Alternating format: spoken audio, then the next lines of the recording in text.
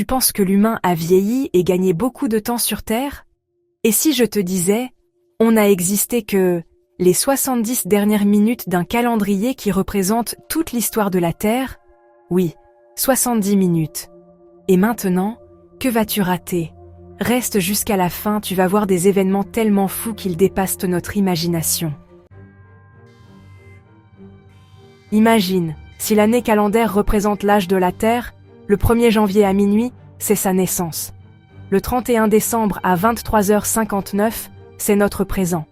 Les premières formes de vie apparaissent le 26 février. Les dinosaures, ils disparaissent le 25 décembre. Et nous?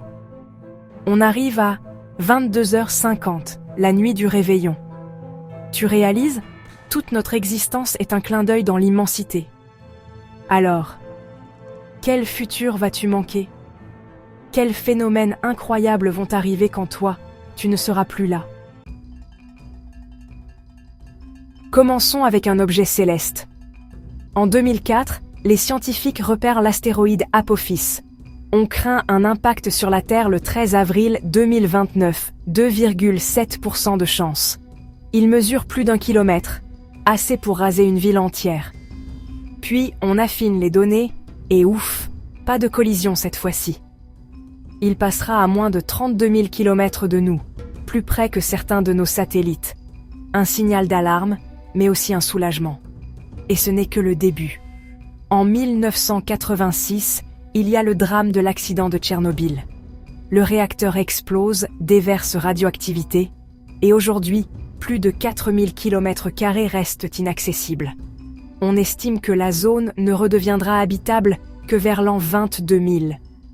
Oui, 22 000. On comprend alors que l'échelle du temps ne nous appartient pas. Puis, regarde vers l'espace, les sondes.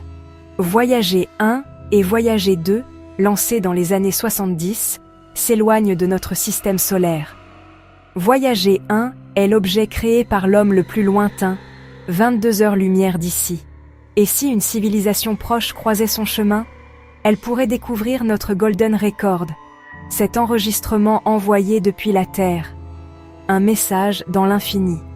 Et puis, il y a cette bascule magnétique de la Terre. Tous les environ 300 000 ans, notre champ magnétique s'inverse. Le dernier épisode remonte à 780 000 ans. Et nous, on est en retard. Résultat, risque accru de gros orages géomagnétiques, de panne de courant global, le genre d'événement que personne n'imagine quand il allume sa lampe le soir. Mais ça va encore plus loin, les étoiles.